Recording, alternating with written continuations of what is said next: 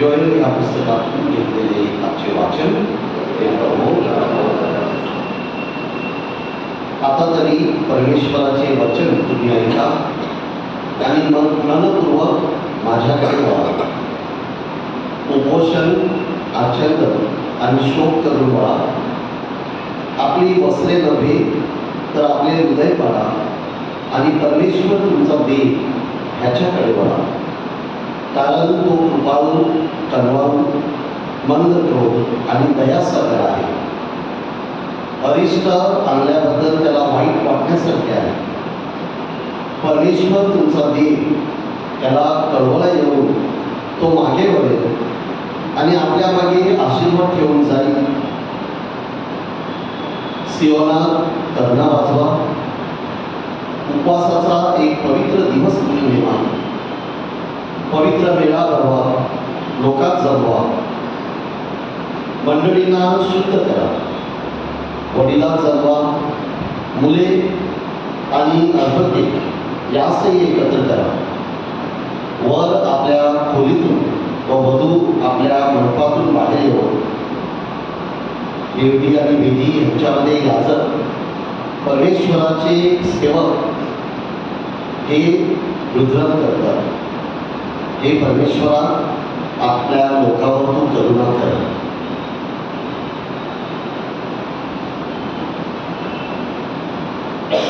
प्रभूचे हे वचन. खाली बसूया.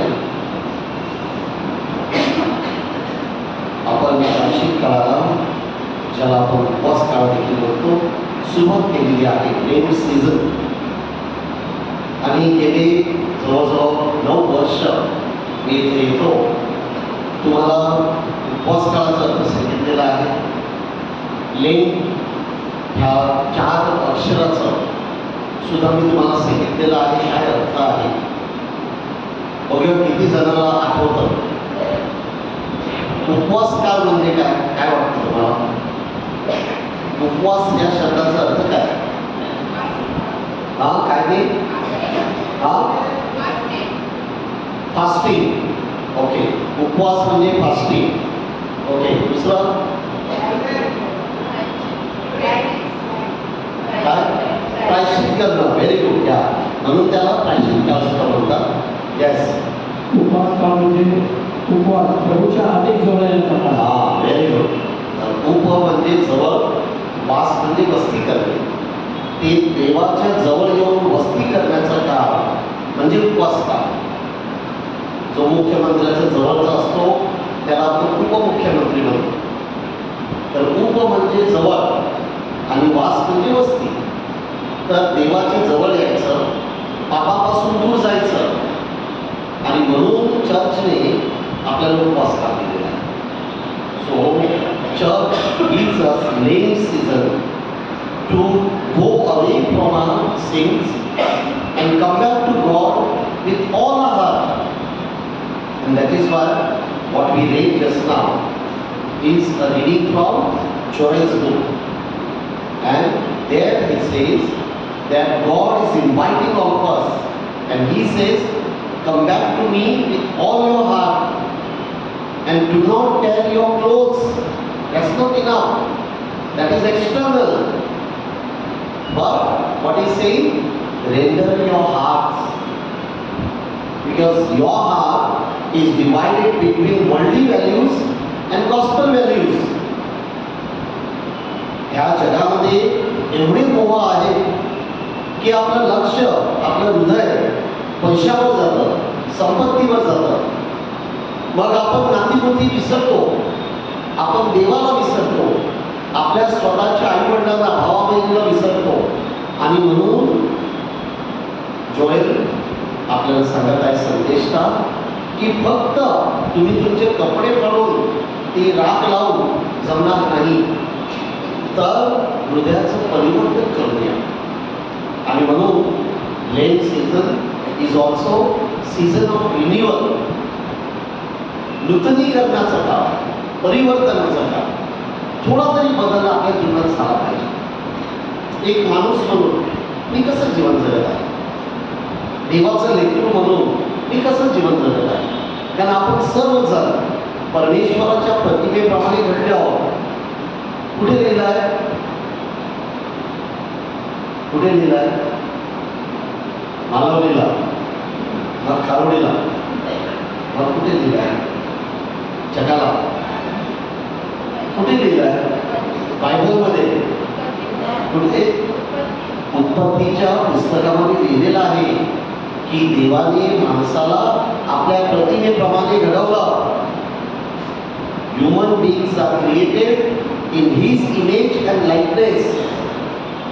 मग त्याच्या प्रतिमेप्रमाणे म्हणजे प्रत्येक जण आपण देवाचं लेकरू आहोत. All of us are sons and daughters of God. मग मी देवाच्या लेकराप्रमाणे वागत आहे का, की मी सैतानाचा ऐकतो? आपण या रविवारी जे शुभवर्तमान ऐकणार आहोत ते कशाविषयी आहे? कोणी वाचलंय का? रविवारी मोहावरती आहे. Temptations of Jesus Christ. How many temptations are there?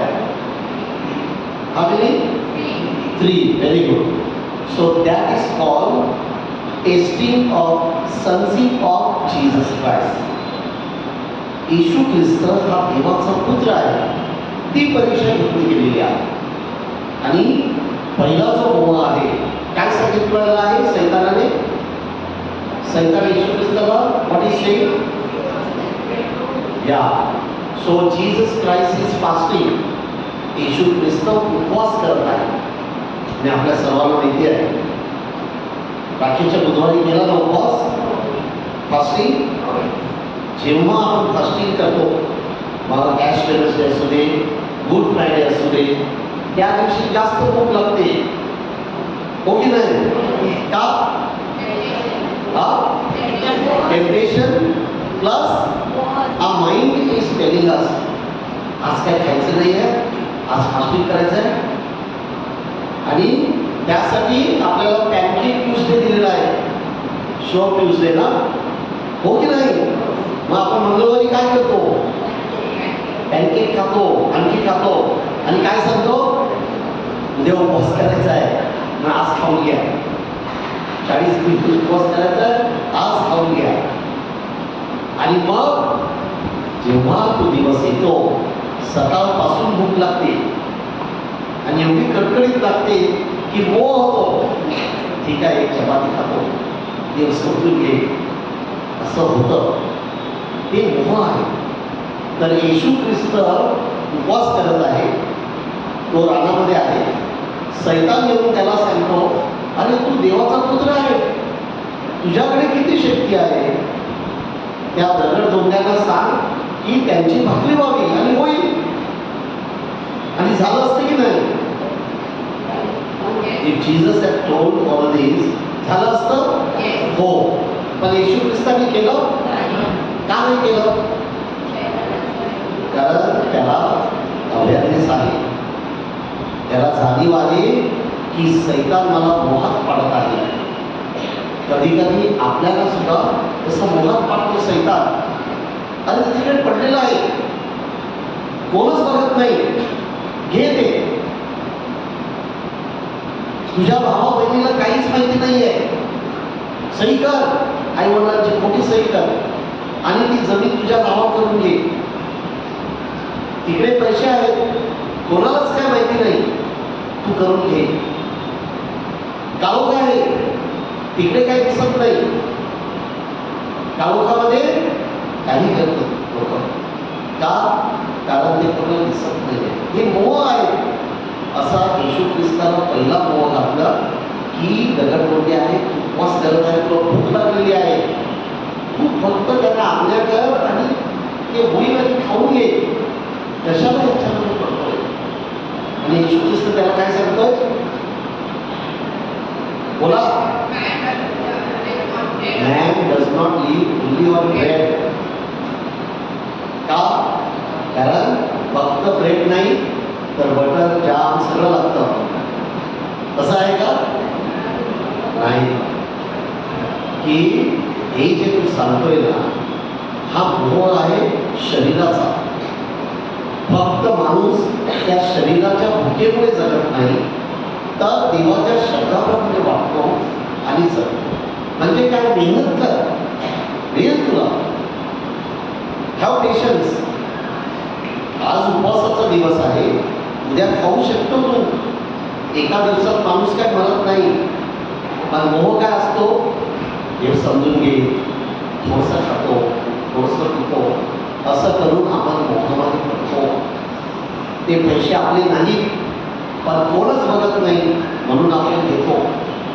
ती जमीन माझ्या भावा बहिणीची आहे, सर्वांना समान मिळायला पाहिजे, पण नाही, माझा स्वार्थमध्ये येतो आणि मी ते थोडं काम करतो. आणि म्हणून या उपवास काळामध्ये अशा प्रकारच्या मोहापासून, पापापासून आपल्याला दूर जायचं आहे आणि देवाकडे यायचं आहे. सत्याने जीवन जगायचं आहे की नाही, ते माझं नाही, मला नको. हे 4 जणांचं आहे, तर माझा 4था हिस्सा मला द्या, एकट्याला मला नको. तेव्हा आपण देवाकडे वळतो आणि पापापासून, मोहापासून दूर जातो. दुसरा मोह कसला आहे? तर सैतान त्याला उंच टेकडीवर नेतो आणि त्याला काय सांगतो? काय सांगतो? उडी मारते, उडीनंतर त्याला सर्व वैभव दाखवतो. हे सगळं जे आहे ना, हे माझं आहे. तू मला नमन केलं तर अर्धराज्य तुला. आणि आपल्या जीवनात पण असे सांगणारे आहेत. मी वांद्र्याला असताना एक आलेला माझ्याकडे, मदर, तुमच्या सन पीटर चर्च बँड्राचा एक माणूस इथं राहतो आणि त्याची वखार आहे दहिसरला, आणि त्या वखारीची किंमत 180 करोड आहे. आणि त्या माणसाला कदाचित माहिती नाही, तर त्याच्या नावावर जमीन आहे, त्याच्या वडिलाच्या नावावर. त्याने फक्त सही द्यायची की अर्धे पैसे त्याला, 90 करोड त्याला आणि 90 करोड याला. मी सांगितलं असं कसं होऊ शकतं, त्याला माहिती नाही. पण त्याने नाव सांगितलं, मी ओळखतो, त्यांच्या घरी गेलो. मग त्याला सांगितलं काय आहे ते सांग, कारण मला ते काय कळत नाही. बघ, त्यांनी त्याला व्यवस्थित सांगितलं की तुझ्या आजोबाच्या नावावर जमीन आहे आणि ती जमीन अजूनही वखार तुझ्या आजोबाच्या नावावर आहे. आणि त्या माणसाला सांगितलं की 180 करोडची जागा, फक्त तू सही दिली तर बाकीचं आम्ही सगळं करू, खोटं काम आम्ही करू, तू फक्त सही द्यायची आहे. कारण त्याचे आजोबा पण वाढलेले, वडील पण वाढलेले. आता आपल्या सर्वांना माहिती आहे, आजोबाच्या नावावर त्याच्या वडिलाच्या नावावर, त्याच्या वडिलाच्या नावावर त्याच्या नावावर, म्हणजे त्याची सही लागली. आणि त्या माणसाने काय बोलावं, मला अभिमान वाटला त्या माणसाचा. तो बोलला की माझ्या समक्ष हा सौदा झालेला आणि मी 4थीमध्ये होतो, मध्ये लहान होतो, आणि त्यावेळेला त्यांनी माझ्या वडिलांना पैसे दिलेले आहेत.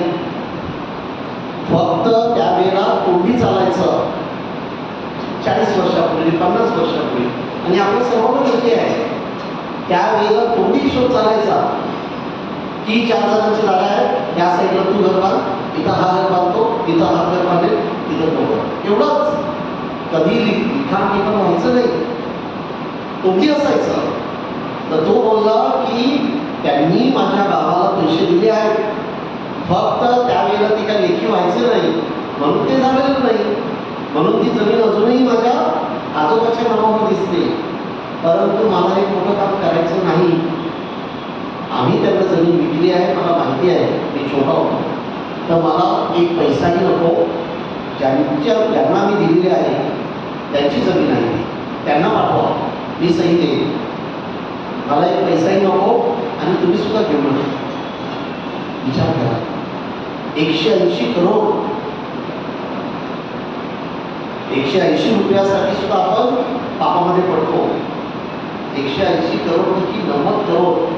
तसं सैतान येशूला सांगत आहे, हे सगळं आहे ना, हे माझं आहे, तुम्हाला नमन कर, अर्थ तुझं. येशूने घेतलं अर्थ, काय सांगितलं? नमन कोणाला करायचं? देवाला. हे सर्व देवाचं आहे, तुझं माझं काहीच नाही. इथंच सोडून जायचं आहे. जे काय आज माझं आहे ते काल दुसऱ्या कोणाचं होतं, 100 वर्षानंतर तिसऱ्या कोणाचं तरी असतं, आपलं काहीच नाही. म्हणून येशूने त्याला सांगितलं की नमन देवाला करायचं, तुला नाही. असे क्षण आपल्या जीवनात येतात. मी हे जे आता सांगितलं हे सर्रास कमी चाललेलं आहे. लोक खोट्या सह्या घेतात, काही करतात पैशासाठी आणि स्वतःच्या भावा बहिणीबरोबर करतात. दूरचं तर सोडाच. आता ही व्यक्ती दूरची होती, त्यांच्या कुटुंबात कोणाला दिलेलं नाही, दूरची, तरी सुद्धा तो सांगतो की माझ्या भावाला पैसे मिळाले तर जमीन त्यांची आहे, माझी नाही, मला नको. तिसरा मोह कसला आहे? बोला की तू वरून उडी मार आणि तू देव आहे, देवदूत येतील तुला असं पकडतील, उडी मार तू. कसली परीक्षा आहे ही? स्वार्थाची. हम करे सो कायदा. माझ्याकडे पैसा आहे, माझ्याकडे संपत्ती आहे, माझ्याकडे गाडी आहे, माझ्याकडे माणसं आहे, आय हॅव मसल पॉवर. आणि त्या मसल पॉवरमुळे आपण दुसऱ्यांना खाली पाडतो, तुला दाखवतो. तसं सैतान येशूला सांगतो, दाखव त्यांना की तू देवाचा पुत्र आहेस, उडी मार. आणि तू देवाचा पुत्र असल्यामुळे देवदूत येतील तुला उचलतील, काही होणार नाही. येशू ख्रिस्त मारतो उडी, आपण मारतो का? उडी म्हणजे त्या मजल्यावरून नाही, आपण उडी पापामध्ये मारतो. आणि तू काय करायला? तो गरीब माणूस आहे, फक्त सही कर, सगळं तुझं झालं.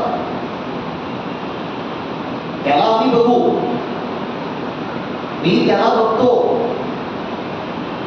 पैसा आहे ना, आपल्याला सर्वांना माहिती आहे, टीक केली जाते, पैसे वाढतात, सगळीकडे आहे. पॉलिटिक्स मध्ये सुद्धा 50 कोटी मिळाला ते सगळं सरकार बदललं, सगळीकडे.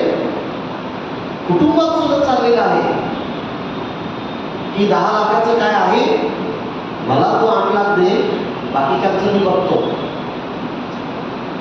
मसल पॉवर, दादागिरी. तसं तिथं येशूला तो सांगत आहे की तू देवाचा पुत्र आहे, मार उडी, करते चुकीचं काम. परत येशू मारतो का उडी? तो काय सांगतो? देवाची परीक्षा घ्यायची नाही.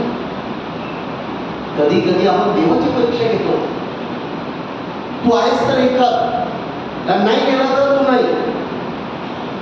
तो विश्वास आहे का? आहे का विश्वास तो?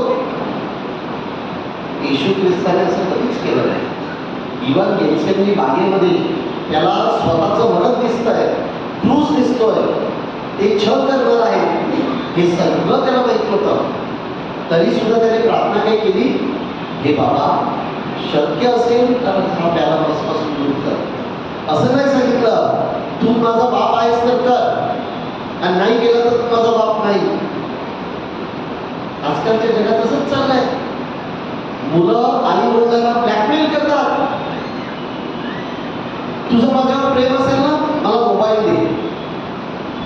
तू माझ्यावर खरोखर प्रेम करत असेल ना, मला घेऊन जा. कुठलं प्रेम आहे?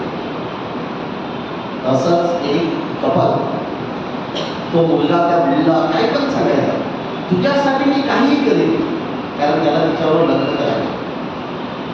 तू सांगशील तर मी 7 समुद्र पार करेन. तुझ्यासाठी तो चंद्र घेऊन येईल, तुझ्यासाठी ताजमहाल बांधेल. कोण सांगतोय? हा मुलगा मुलीला सांगतोय आणि ती खुश. आजच्या जगात चाललेलं आहे, थोडं काही गिफ्ट दिला तर खुश. तो का देतोय, कसं देतो, कुठून आणलाय, काही विचारत नाही. मला मिळालं झालं माझं. आणि ती मुलगी खुश. तर एक दिवस त्याचा वाढदिवसाला त्यांनी हिला बोलावलं. तर ही घरी मिरवणूक मिरवून गेली तिथं. बड्डे चालू आहे. जोपर्यंत बड्डे चालू आहे तो पण हिच्याशी गुलुगुलू करतो, तो ती पण गुलुगुलू झालं. मग जेवण झाल्यावर ती मुली वडिलांनी सांगितलं आहे 10च्या आत घरी यायचं. म्हणजे चांगलं आहे, तसंच पाहिजे. मुलीच्या जातीने कशाला 1 वाजता 2 वाजता कशाला ती मुलांनी तर नको तो कोणीच नको. कशाला 12 नंतर 1 नंतर यायचं. मुलगा असो मुलगी असू दे, काहीतरी नियम पाहिजे, एक सिस्टम पाहिजे. तर वडिलांनी तिला सांगितलेलं 10 पर्यंत घरी ये. तर ती बोलली आता वेळ झालेली आहे तर मी जाते, परंतु आता पाऊस सुरू झालेला आहे, पावसाचे दिवस, तर फक्त मला छत्री घेऊन बस स्टॉपपर्यंत पोहोचव किंवा रिक्षा मिळालं तरी चालेल. आणि तो मुलगा तिला काय सांगतो, तुझ्यासाठी मी काही करायला तयार आहे, पण आज माझा वाढदिवस असल्यामुळे ते नवीन कपडे मी शिवले आहेत ना, तर मी छत्री घेऊन जर बाहेर आलो तर पावसामध्ये हे कपडे दिसतील म्हणून मी येऊ शकत नाही. पावसामध्ये कपडे दिसतील म्हणून मी येऊ शकत नाही, पण तू सांगशील तर मी चंद्र तुझ्यासाठी आले, 7 समुद्र मी पोहोच जाईल, पण या पावसामध्ये माझं शर्ट भिजेल म्हणून मी येऊ शकतो. प्रेम आहे ते. परीक्षा प्रेमाची जेव्हा वेळ येते तेव्हा होते. वेळ येते तेव्हा खेळ झाला पाहिजे. त्याच्यामध्ये जर आपण असं करत बसलो, हे कारण ते कारण, त्याच्यामध्ये प्रेम नाही. कधी कधी आपल्याला जेव्हा बांधिलकी दाखवायची आहे, कमिटमेंट दाखवायची आहे, एखादं चांगलं काम करायचं आहे, मग ते देवळात असू दे, चर्चमध्ये, शेजाऱ्याबद्दल असू दे, कोणीतरी आजारी आहे, कोणाला तरी थोडी मदत हवी आहे, आपण कारण देत बसतो.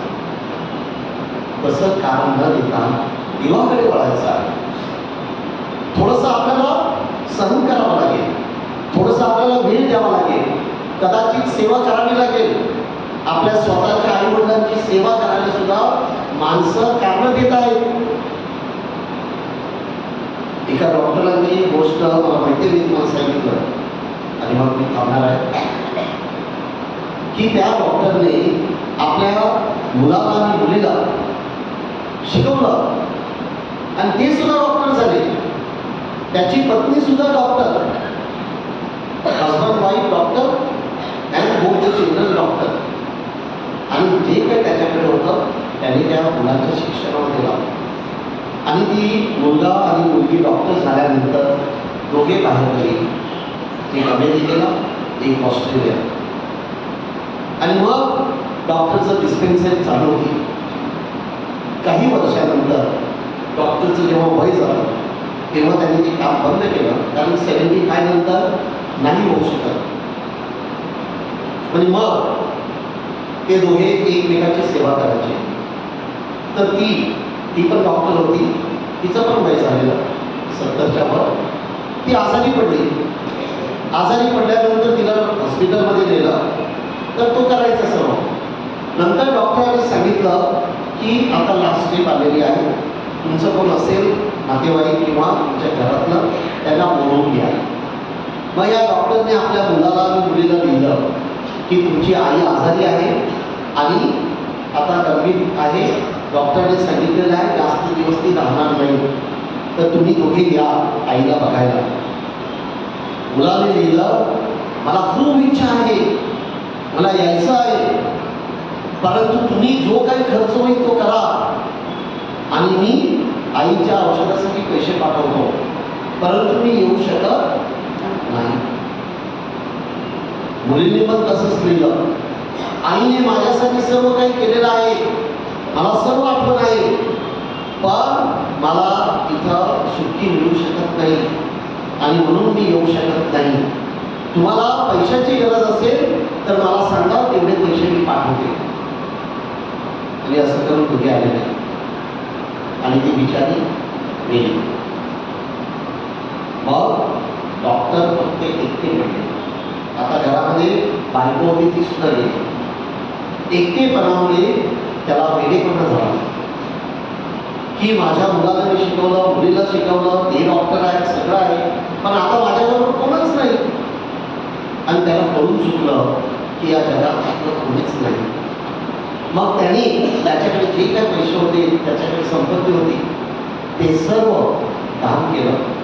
थोडेसे पैसे त्यांनी ठेवले, वृद्धाश्रमात गेला आणि तिथंच तो राहिला. ही खरी हकीकत घडलेली आहे आणि आलेलं न्यूजपेपरमध्ये गेल्या वर्षी.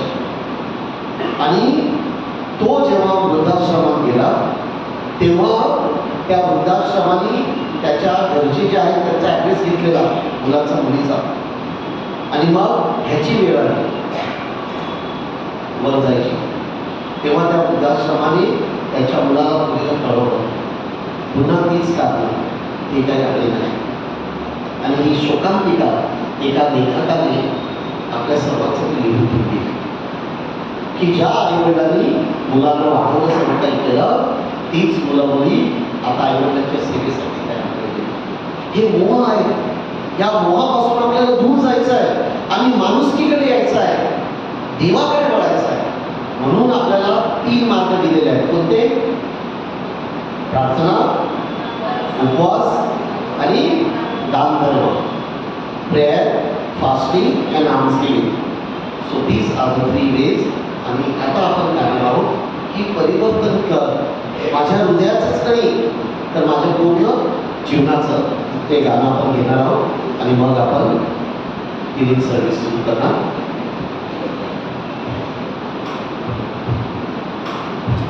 तुम्ही माझ्यामध्ये घातलं आहे.